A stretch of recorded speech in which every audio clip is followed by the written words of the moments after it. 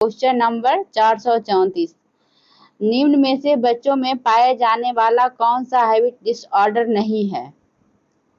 ए हो गया अंगूठा चूसना, बी हो गया नाखून चबाना, सी हो गया मेंटल रिटार्डेशन, डी हो गया शरीर के अंगों को काटना।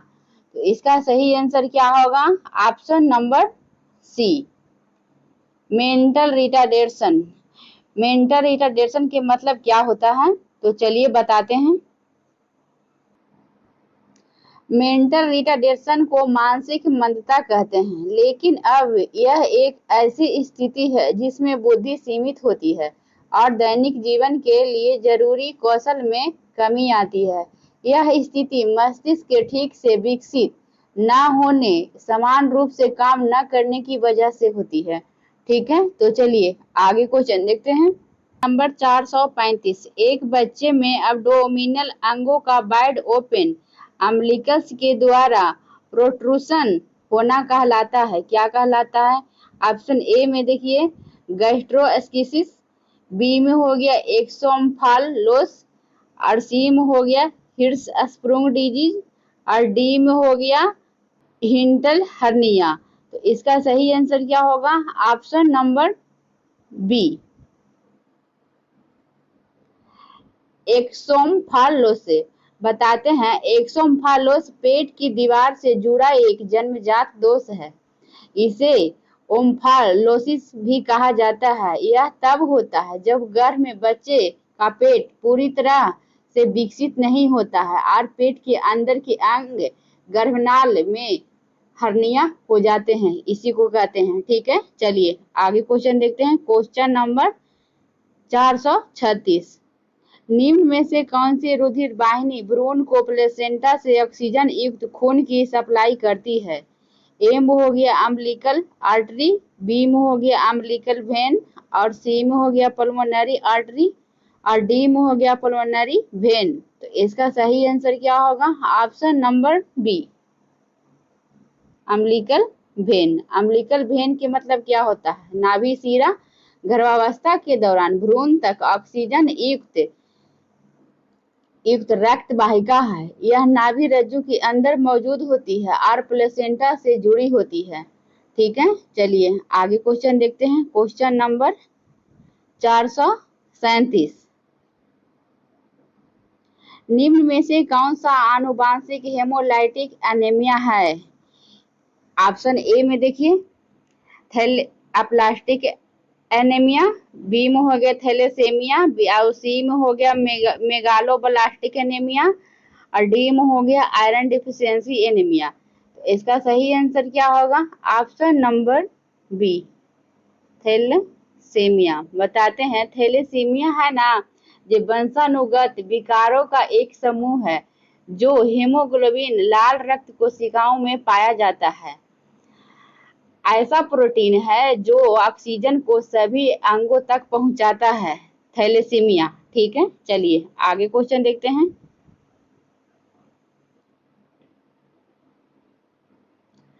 सरकमसीजन किस बीमारी के उपचार हेतु प्रयोग में लिया जाता है? इसका ऑप्शन देखिए, ए में हो गया एसीएफडियासिस, सी बी में हो गया हाइपोएस्पेडियासिस, और सी में हो गया क्लेफ्ट पैलेट, और डी में हो गया फिमोसिस। तो इसका सही आंसर क्या होगा? Option number D, phimosis. ठीक है, बताते हैं, फिमोसिस एक शारीरिक बीमारी है जिसमें लिंग की ऊपरी त्वचा यानी फोरस्किन बहुत टाइट हो जाती है और उसे पीछे नहीं खींचा जा सकता है। यह समस्या बच्चों और वयस्कों दोनों में हो सकती है। ठीक है, चलिए मेंटल रिटार्डेशन का द्वितीय स्तर पर रोकथाम का क्या उपाय है? ए में हो गया गुड एंटीनेटल केयर, बी हो गया टीकाकरण, सी हो गया मेंटल रिटार्डेशन का शुरुआती स्टेज पर पता लगाना एवं उसके अनुसार इलाज करना, और डी हो गया पुनर्वास। तो इसका सही आंसर क्या होगा? Option number C. ठीक है, चलिए आगे क्वेश्चन देखते हैं। किस उम्र का बच्चा 1 कप से तरल पदार्थ पीना शुरू कर देता है? ए हो गया 6 महीने, बी हो गया 9 महीने, सी हो गया 12 महीने और डी हो गया 15 महीने। तो इसको सही आंसर क्या होगा? ऑप्शन नंबर सी, 12 महीने। ठीक है, चलिए आगे क्वेश्चन देखते हैं। क्वेश्चन नंबर 444, मेंटल रिटार्डेशन के तृतीय स्तर पर रोकथाम के क्या उपाय है? ए हो गया शिक्षा का स्तर ऊंचा उठाना, बी हो गया प्रॉपर एंटीनेटल केयर, सी हो गया पुनर्वास, डी हो गया केस का शुरुआती अवस्था में पता लगाकर एवं उसके अनुसार इलाज करना। तो इसका सही आंसर क्या होगा? ऑप्शन नंबर सी, पुनर्वास। ठीक है, चलिए आगे क्वेश्चन देखते हैं। क्वेश्चन नंबर 445, निम्न में से कौन सा मेनिंजाइटिस का लक्षण नहीं है? ए हो गया बढ़ा हुआ CSF प्रेशर, बी हो गया बढ़ा हुआ प्रोटीन लेवल CSF में, सी हो गया CSF का बढ़ा हुआ शुगर लेवल, और डी हो गया CSF में बढ़ी हुई WBC काउंट। इसका सही आंसर क्या होगा? ऑप्शन नंबर सी, CSF का बढ़ा हुआ शुगर लेवल। इसका मतलब क्या होता है? CSF का मतलब होता है मस्तिष्क मेरु द्रव। यह एक अस्पष्ट तरल पदार्थ होता है जो मस्तिष्क और रीढ़ की हड्डी के आसपास होता है। यह तरल कुशन की तरह काम करता है और मस्तिष्क और रीढ़ की हड्डी को चोट से बचाता है। ठीक है, चलिए डाउन सिंड्रोम है। ए हो गया पिट्यूटरी ग्लैंड के अधिक स्राव होने वाली बीमारी, बी हो गया गुणसूत्रीय विकार, सी हो गया थायराइड ग्रंथि की कमी से होने वाली बीमारी, और डी हो गया कार्डियक समस्या हो गया। तो इसका सही आंसर क्या होगा? ऑप्शन नंबर बी, गुणसूत्रीय विकार। बताते हैं डाउन सिंड्रोम हुआ ना, जो एक गुणसूत्रीय विकार है जिसमें गुणसूत्रों के 21वें जोड़े में 2 के स्थान पर 3 क्रोमोसोम होते हैं। इस अवस्था को ट्राइसोमी एवं डाउन सिंड्रोम के ट्राइसोमी 21 भी कहते हैं। ठीक है, चलिए आगे क्वेश्चन देखते हैं। क्वेश्चन नंबर 447, एक शिशु में बढ़ते हुए इंट्राक्रैनियल कर्सिओर का मोस्ट सिग्निफिकेंट लक्षण कौन सा है? ए में हो गया ब्लूजिंग फोंटानेल, बी में हो गया धसी हुई आंखें, और सी हो गया मुंह का सूखापन यानी डायरी माउथ, और डी हो गया श्वसन दर में कमी। तो इसका सही आंसर क्या होगा? Option number A, bulging fontanelle. बताते हैं, ब्लूजिंग फोंटानेल का मतलब होता है किसी बच्चे का भ्रूण के खोपड़ी की हड्डियों के बीच में मौजूद झिल्ली जैसा अंतर उभरा हुआ दिखता है। ठीक है, चलिए आगे क्वेश्चन देखते हैं। क्वेश्चन नंबर 448, पल्मोनरी आर्टरी एवं अरोटा के बीच लंबे समय तक कनेक्शन का क्या कारण है? ए में हो गया पेटेंट डक्ट आर्टेरियोसिस, बी में हो गया वेंट्रिकुलर सेप्टल डिफेक्ट, और सी में हो गया आर्टियल सेप्टल डिफेक्ट, और डी हो गया ट्राइकस्पिड अट्रेसिया। इसका सही आंसर क्या होगा? Option number A, option number A, patent arteriosus के मतलब क्या होता है? गर्भस्थ शिशु में फेटस में पल्मोनरी आर्टरी की डिसेंडिंग अरोटा से जोड़ने वाली डक्ट आर्टरियोसिस जन्म के समय बंद हो जाती है। ठीक है, चलिए आगे क्वेश्चन देखते हैं। क्वेश्चन नंबर 449, निम्न में से किस स्थिति में दाईं तरफ से बाईं तरफ ब्लड की सेंटिंग होती है? ए में हो गया वेंट्रिकुलर सेप्टल डिफेक्ट, बी में हो गया आर्टियल सेप्टल डिफेक्ट, सी हो गया टेट्रोलॉजी ऑफ फैलोट, डी हो गया पेटेंट डक्ट आर्टेरियोसिस। इसका सही आंसर क्या होगा? Option number C, option number C, tetralogy of Fallot. Tetralogy of Fallot के मतलब क्या होता है? टेट्रोलॉजी या फैलोट से पीड़ित शिशुओं की धमनी ऑक्सीजन संतृप्त अचानक काफी कम हो सकती है। इस घटना को टेट्रालॉजी स्पेल कहा जाता है, जो आमतौर पर फेफड़ों में बहिर्वाह पथ के अचानक बढ़े हुए संकुचन के कारण होता है, ठीक है, जिससे फुफ्फुसीय रक्त प्रवाह और भी सीमित हो जाता है। चलिए आगे क्वेश्चन देखते हैं। क्वेश्चन नंबर 450, निम्न में से कौन सा सबसे common cyanotic congenital heart disorder है? ए में हो गया वेंट्रिकुलर सेप्टल डिफेक्ट, बी में हो गया आर्टेरियल सेप्टल डिफेक्ट, सी हो गया टेट्रोलॉजी ऑफ फैलोट और डी हो गया पेटेंट डक्ट आर्टेरियोसिस। इसका सही आंसर क्या होगा? ऑप्शन नंबर सी, ठीक है। चलिए आगे क्वेश्चन देखते हैं। पर्नीशियस एनीमिया किस प्रकार का एनीमिया है? ए में हो गया आयरन डिफिशियंसी एनीमिया, बी में हो गया विटामिन B12 डिफिशियंसी एनीमिया, सी हो गया अप्लास्टिक एनीमिया और डी हो गया हेरिडिटरी हेमोलाइटिक एनीमिया। इसका सही आंसर क्या होगा? Option number B, vitamin B12 deficiency anaemia. बताते हैं विटामिन B12 डिफिशियंसी एनीमिया क्या होता है। विटामिन B12 की कमी से होने वाला एनीमिया शरीर में विटामिन B12 की कमी के कारण होने वाली एक ऐसी स्थिति है जिसमें पर्याप्त स्वस्थ लाल रक्त कोशिकाएं नहीं होती है, ठीक है। चलिए आगे क्वेश्चन देखते हैं। क्वेश्चन नंबर 452, एक बच्चे में ग्रोथ हार्मोन का लंबे समय तक अत्यधिक सेक्रेशन किस बीमारी को उत्पन्न करता है? ऑप्शन देखिए, ए में हो गया गिगाटिज्म, बी हो गया एक्रोमेगाली, सी हो गया बौनापन और डी हो गया एक्सोपैथोलोमस। इसका सही आंसर क्या होगा? ऑप्शन नंबर ए,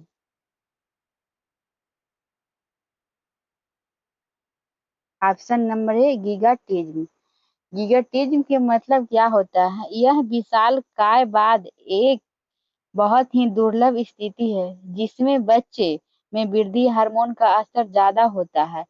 इससे बच्चे सामान्य से ज्यादा तेजी से बढ़ने लगते हैं, ठीक है। चलिए आगे क्वेश्चन देखते हैं। विल्म ट्यूमर किस अंग में पाया जाने वाला ट्यूमर है? ए में हो गया फेफड़ा, बी हो गया किडनी, सी हो गया ब्रेन और डी हो गया आंत। इसका सही आंसर क्या होगा? ऑप्शन नंबर बी, किडनी, ठीक है। बताते हैं कि विल्म ट्यूमर के मतलब क्या होता है। विल्म ट्यूमर एक दुर्लभ किडनी कैंसर है जो मुख्य रूप से बच्चों को प्रभावित करता है। नेफ्रोब्लास्टोमा के रूप में भी जाना जाता है इसको, ठीक है। चलिए आगे क्वेश्चन देखते हैं। एक बच्चे द्वारा सिर के बालों को बार बार खींचना क्या कहलाता है?